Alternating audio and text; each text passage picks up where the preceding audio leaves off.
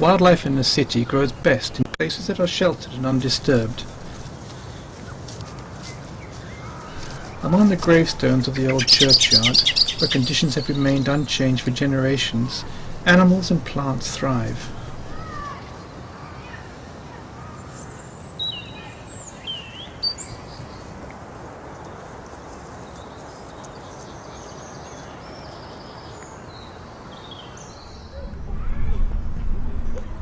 Only the early services disturb the Sunday morning calm.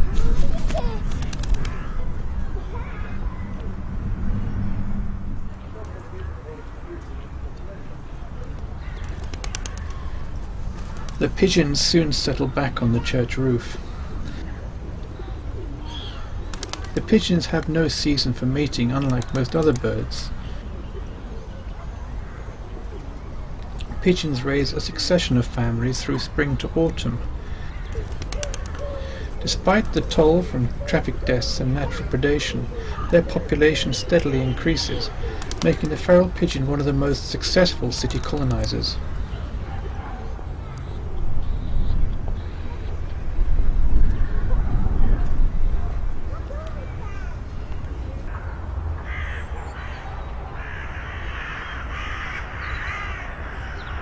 The intelligent church crows gather on the gravestones in anticipation of a free meal, as the last of the churchgoers empties his bag of crumbs on his way home.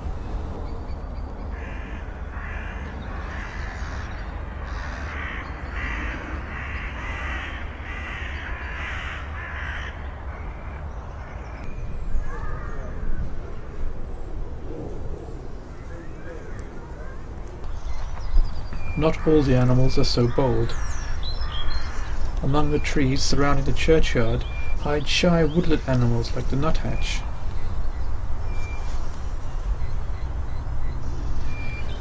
The nuthatch is exploring sites to build her nest.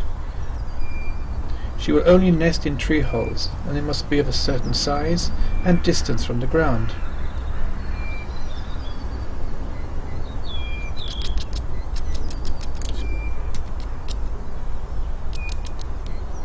Above all, the treehole must be secluded. These are conditions that are not easily found in a city, so once she has found a suitable site, she is very reluctant to leave it, returning year after year.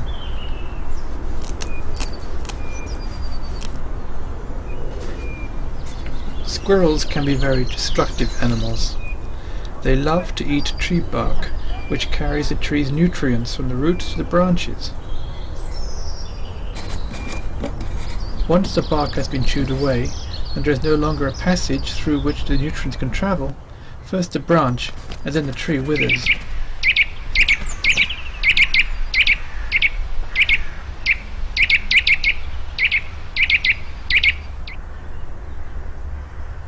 As if it is not enough that he destroys trees, the squirrel is an opportunistic thief as well.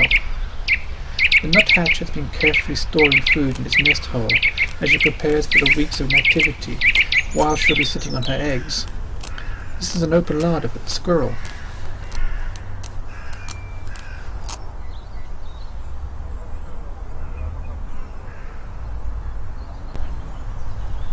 The squirrel is ideally suited to city life. He is opportunistic and streetwise, taking advantage of any luck that comes his way.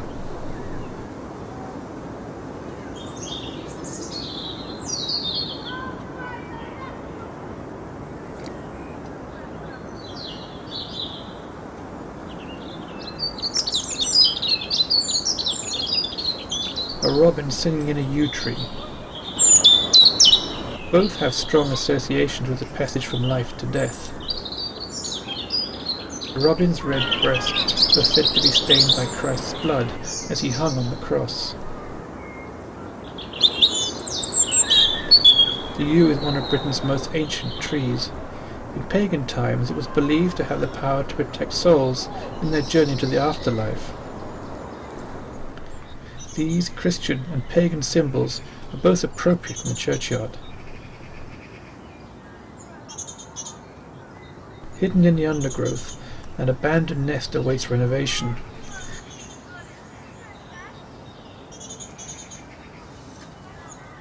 There is a good deal of posturing at this time of the year, as birds return to their nesting territories. Like the robin, the wren announces his fitness, challenging his neighbours to match the strength and variety of his song. Birds compete with others of their own species, but usually avoid competition with birds of different species. The nuthatch nests in tree holes. The robin and wren nest in shrubs near the ground, and magpies build their nest in a crown of trees. So each species exploits a different part of its habitat, and avoids wasteful squabbles with others.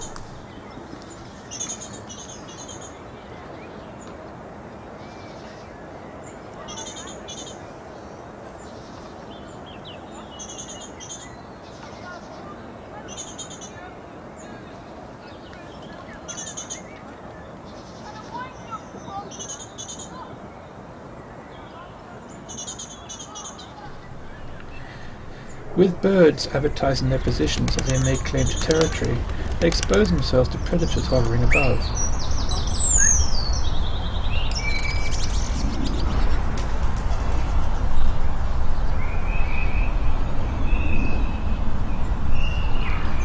A predator on the wing is a threat to everyone. The pigeons may be the target now, but nesting birds know it will not be long before their chicks will be vulnerable to the kestrel. It makes sense to cooperate in their mutual protection. The magpies prevent the kestrel from swooping, while the crows track him back to his perch on the church bell tower. With such coordinated opposition, the kestrel may find it more profitable to hunt elsewhere in the cemetery, leaving the magpies to raise their young in peace.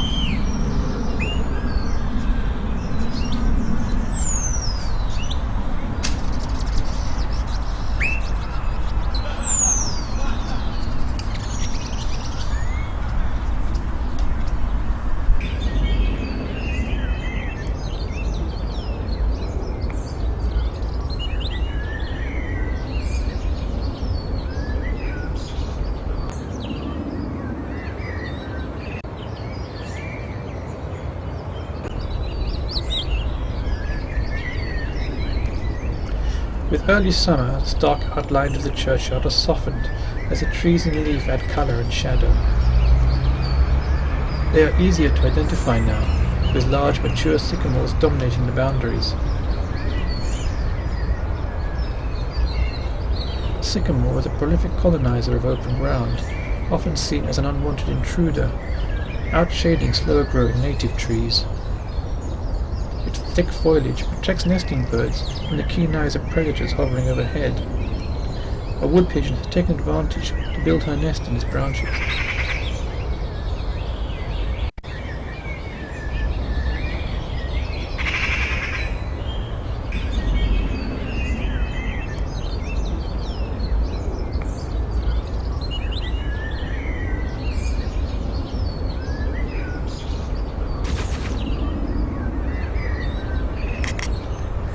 Three magpie chicks are sheltering in a sycamore. It's a good place to hide. The sycamore attracts large numbers of insects and grubs, so the parent birds do not have to look far for a meal to bring back to the chicks.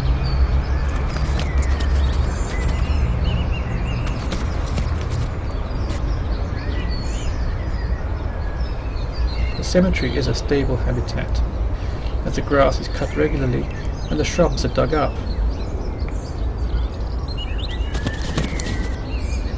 Steady growth caters best for permanent residents who know where the best places are to feed and drink. Like the magpies, families of birds will live here through their lives, finding all their needs catered for within the boundaries of the cemetery.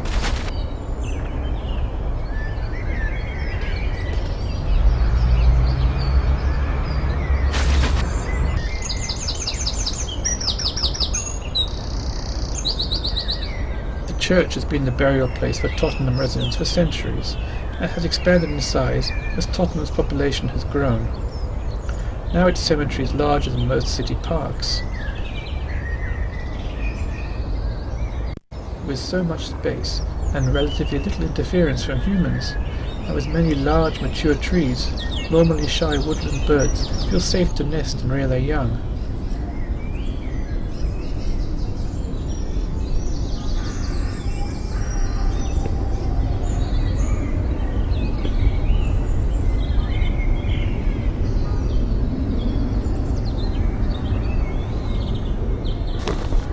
The great spotted woodpecker is a bird that is often heard but seldom seen. The loud rapping that it makes as it chips away at the tree bark is a familiar sound in the woods. It's bringing grubs and insects back to the nest hole, chiseled out of a lateral branch of one of the cemetery's mature beech trees. Within 3 weeks, the chicks will be out of the nest and learning to find grubs for themselves.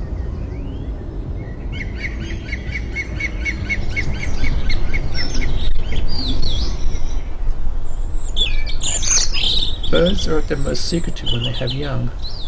Garden birds, like the robin, like to raise their families in quiet places away from human intrusion. They are territorial birds, spending their lives in one place, which they defend with aggression unmatched by any other bird of its size.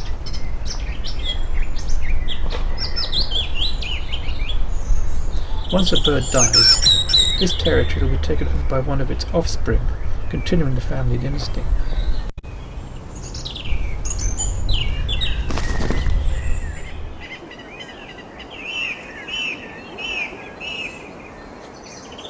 The blue tit, another common garden bird, has a reputation as an ingenious innovator.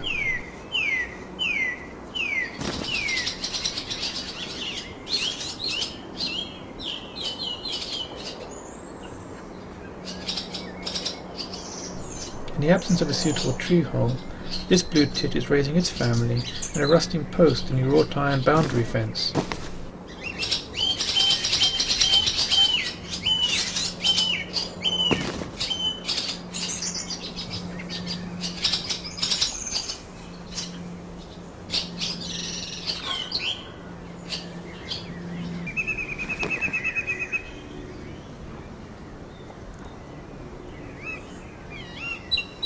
The grass around the graves is mowed periodically.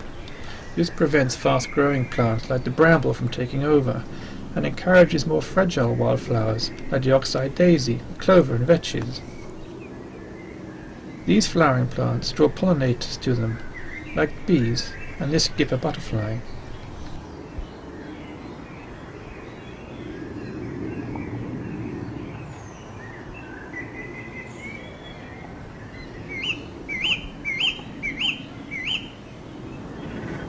Fed by ancient streams running through the cemetery, a landscape pond is a refuge for water birds.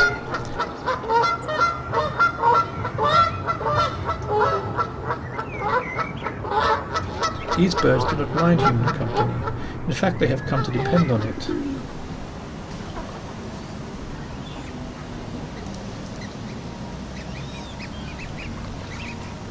Some of the birds have built their nest on the pond.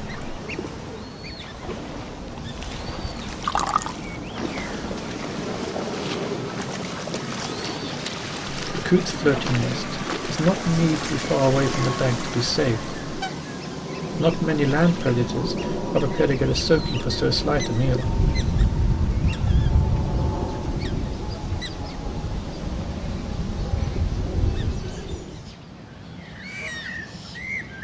A pair of swans regularly raise their cygnets on the pond.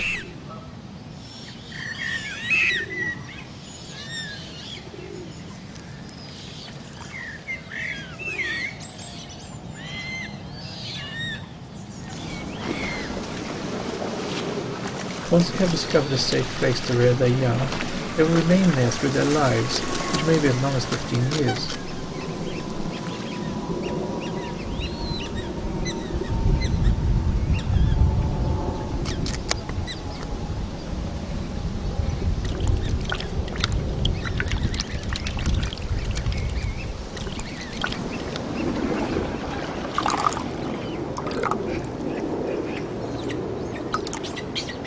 This is a sight which would be uncommon anywhere in Britain, a young pochard family.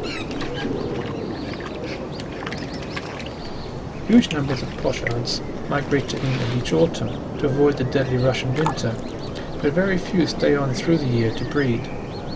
In London, less than 50 pairs will breed, and fewer will succeed in raising a family.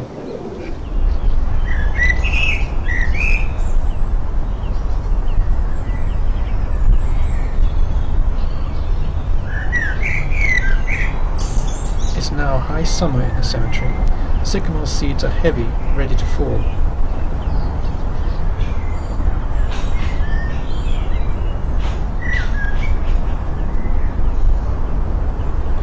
High in a poplar tree, a sparrowhawk is sitting on its nest.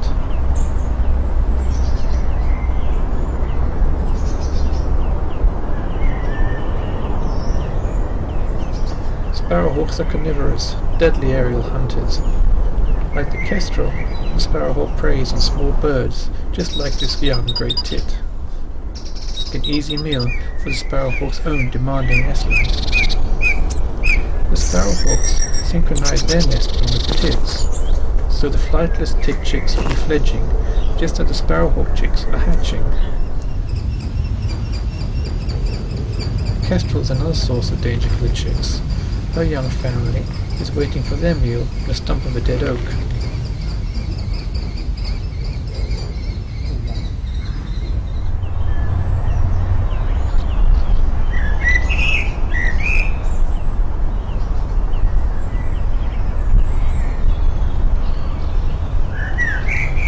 And where the kestrel and sparrowhawk hunt by day, the tawny owl hunts by night.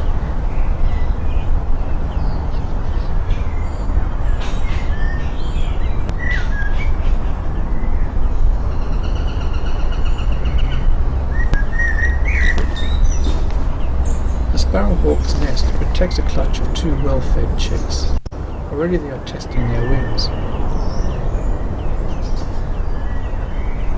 It won't be long before there will be two more predators soaring in the cemetery skies.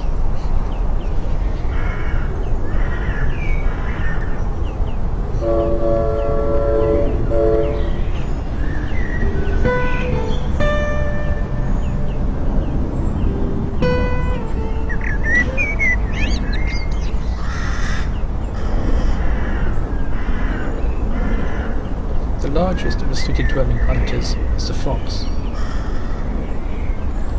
Country foxes are secretive animals only seen at night. More accustomed to humans and more tolerated by them, town foxes show themselves in the daytime. The vixen's return leads to an unguarded moment of greeting, but sensing that she is being watched, she sends her family scurrying down into the den.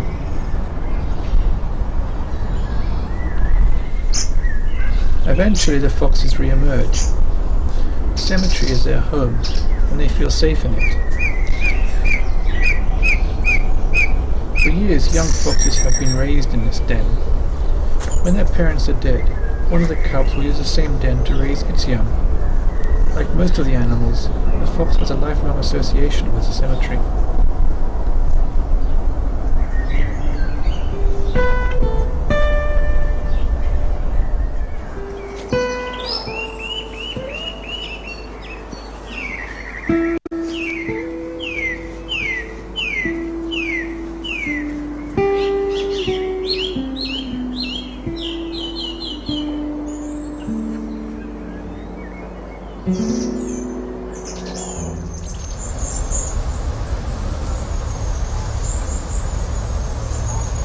As the trees and plants draw in their resources, so the general bustle and toing and froing among the animals ceases.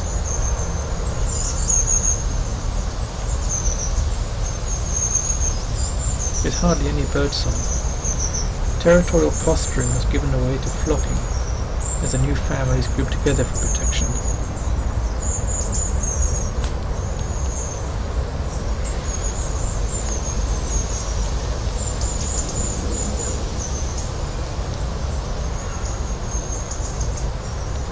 The cemetery's population has been reduced to its core residents.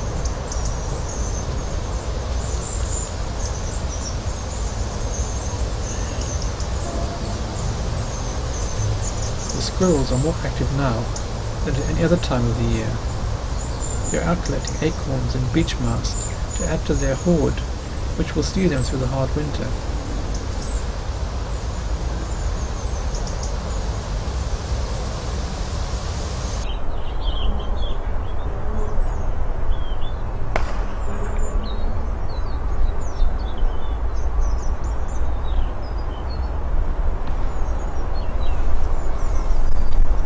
Pigeons are still in residence on the church roof.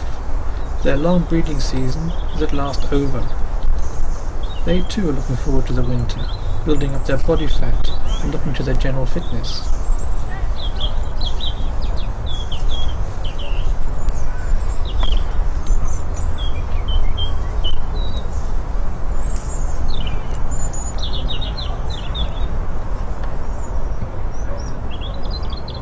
The nuthatch is still in her tree hole. This is a warm place to return to on winter nights. The young magpies are on their own, discovering the feeding places and water holes around the cemetery.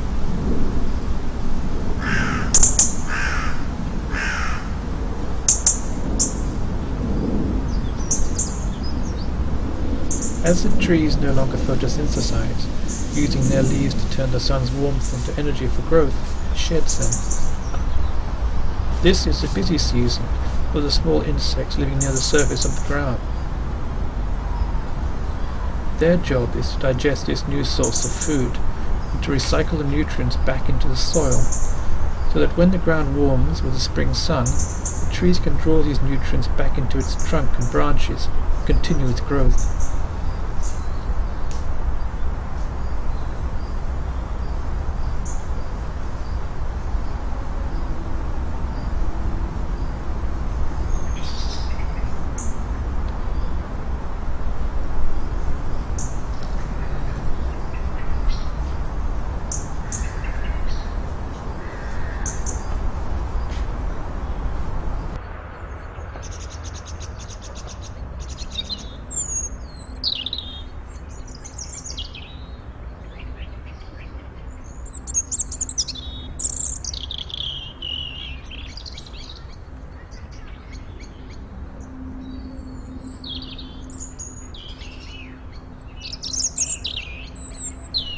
The last of the autumn insects draw out the bats.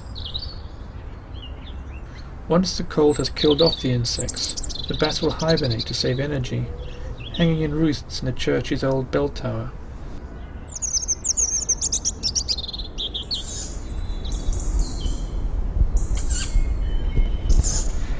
There is as much activity at night as during the day, most of it unseen and some of it invisible to human vision, but not from the exceptional eyesight of the night predators.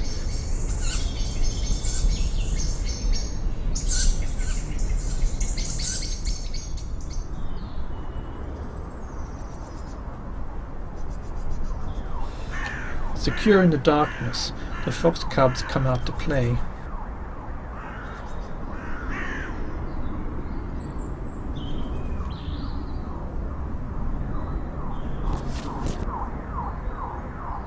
The cemetery is a home to all these animals. Next year the foxes will raise another family in their den.